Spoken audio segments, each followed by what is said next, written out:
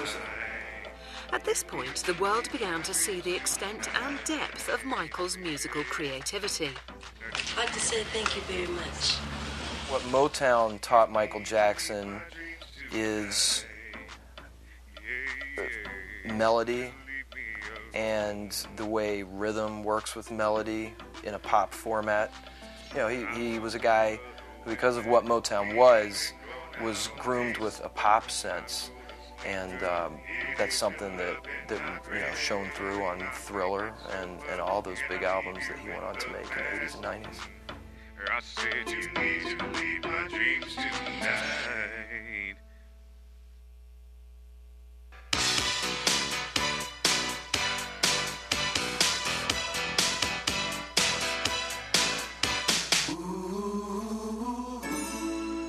The family were performing shows all over the world.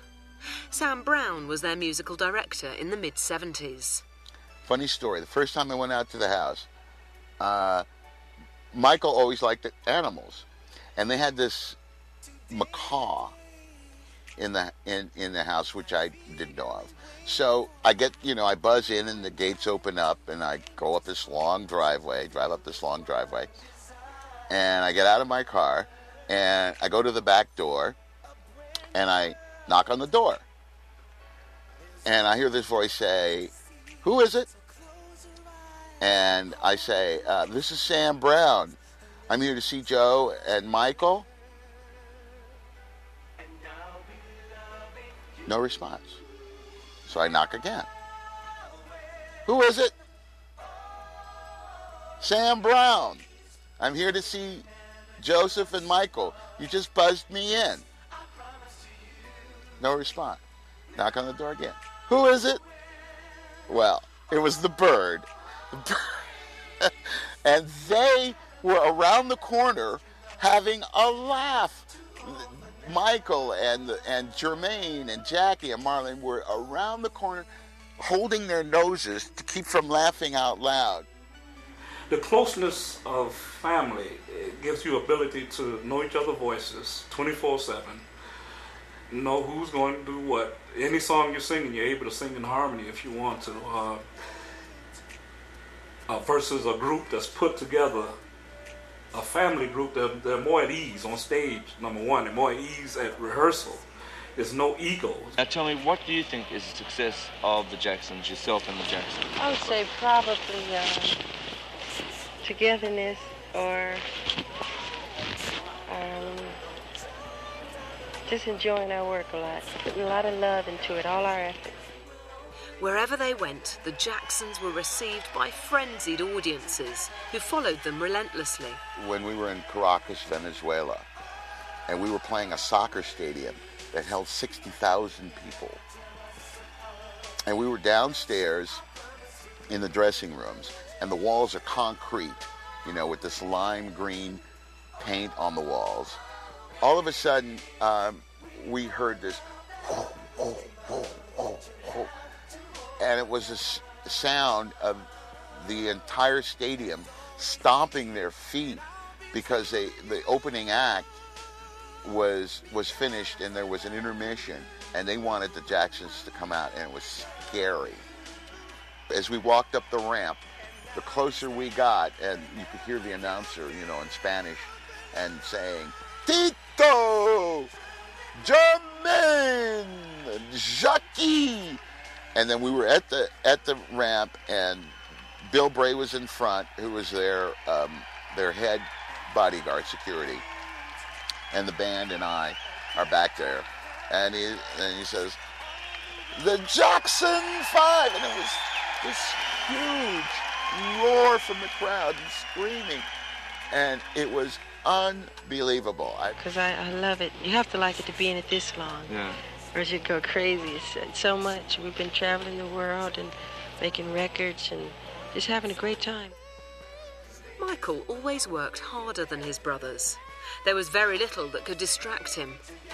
His one weakness, however, were amusement parks. The boys, Jermaine, Jackie, Marlon, Tito, used to like to play basketball with the band members. They had a little basketball court.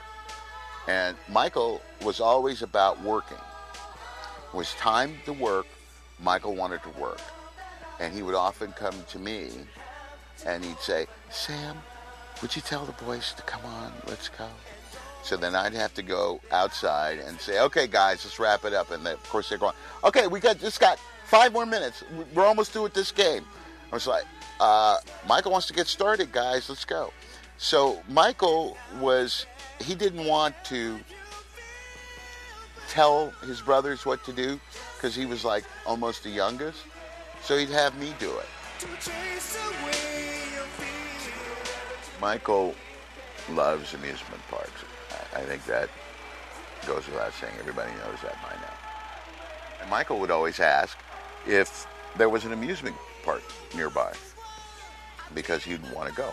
So we were in Caracas. One morning, there's a knock on my door, and it's Bill Bray, who is head of security.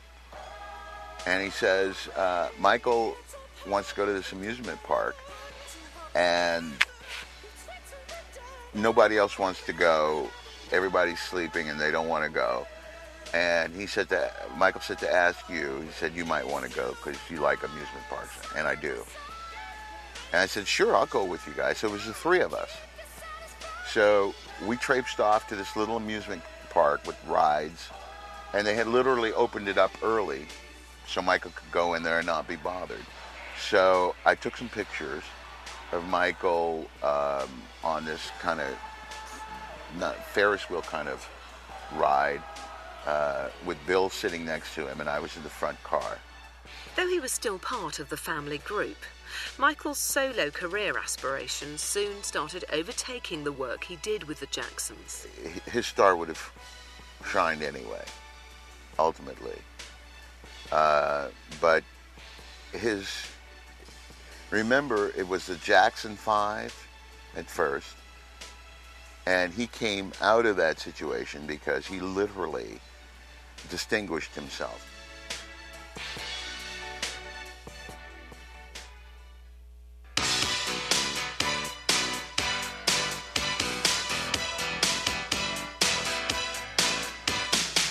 It all starts with the record, Michael once told me.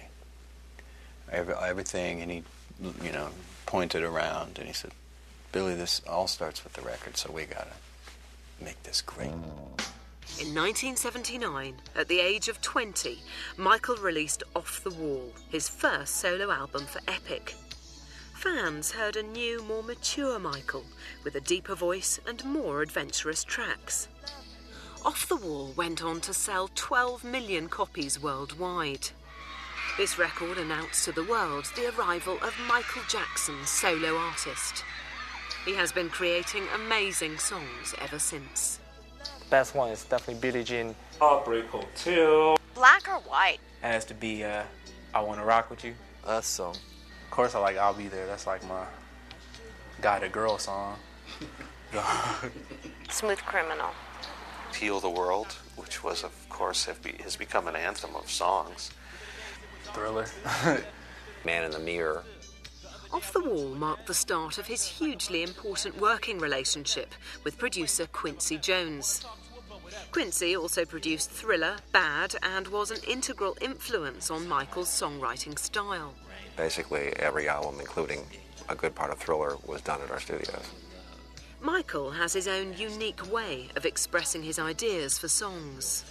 One of the things that he would sometimes do is he would record the demo for the song using only sounds that he would sing. He would beatbox the rhythm on track 1, and then he would go to track 2 and sing the bass line. He, through all these years, he has worked with musicians necessarily because he doesn't play an instrument. And he's written entire records in his head and had to convey those to musicians. And he has a way of expressing a beat and a melody and a sound with just his body and his voice.